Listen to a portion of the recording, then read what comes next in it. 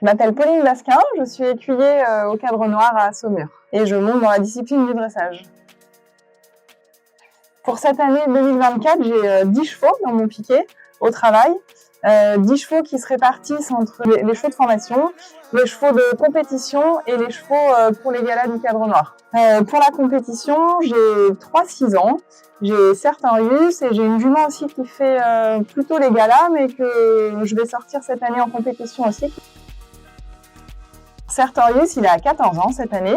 Il est arrivé ici en fin d'année de 3 ans et c'est moi qui l'ai monté dès qu'il est arrivé ici, on me l'a confié. Ça fait plus de 10 ans que je travaille avec lui. C'est un cheval plein d'énergie, qui aime travailler, qui adore la compétition, qui aime se présenter, assez proche de l'homme, c'est un cheval copain. Pour préparer cette année 2024, ce qui est important, c'est de vraiment garder la ligne de conduite qu'on a eue jusque-là. Pas s'énerver, pas paniquer parce qu'il y a les jeux en ligne de mire. Toujours privilégier le respect, puis l'harmonie, la fluidité et que lui soit content de travailler et rien inventer de nouveau parce que c'est une année olympique, mais bien continuer ce qu'on a commencé, la progression qu'on connaît depuis 2-3 ans. Une semaine type pour Sertorius, quand il n'y a pas de compétition, déjà il passe la moitié de sa journée au paddock. Moi j'essaye de le monter 1 à 2 fois par jour, alors ce ne sont pas 2 séances de travail, mais une séance de travail et une séance où soit on va faire un trotting, soit je vais le travailler au pas. On a la chance au Cadre Noir d'avoir beaucoup de surface de travail, donc j'essaye vraiment d'en profiter pour que lui soit pas blasé à travailler toujours dans le même endroit.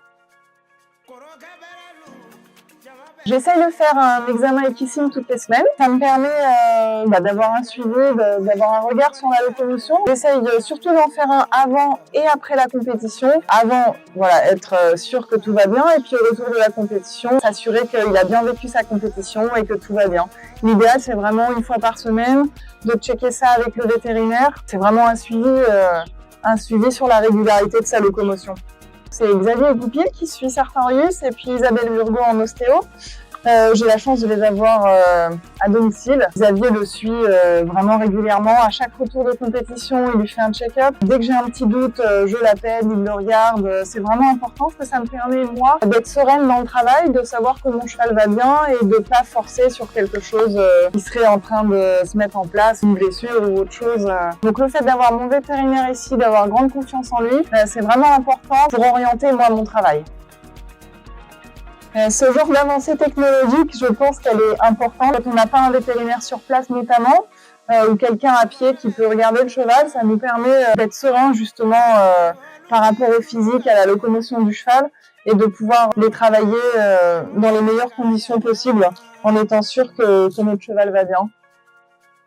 Le haut niveau et le bien-être sont pour moi compatibles. Mais à partir du moment où vraiment on écoute notre cheval, on a un regard sur lui, on fait attention à lui, ce qui est le plus important, c'est vraiment de l'écouter et après de mettre aussi évidemment tout ce qui peut se mettre en place pour son bien-être, c'est-à-dire des chevaux qui sortent régulièrement, qui vont en extérieur au paddock, qui ont des copains, qui ont du foin à volonté, et puis tous les petits soins qu'on peut leur apporter, comme les massages, les mettre dans le froid après le travail, le marcheur, les emmener en extérieur. Et à partir du moment où on les écoute, où ils vont bien, il n'y a pour moi aucune contre-indication à faire du haut niveau.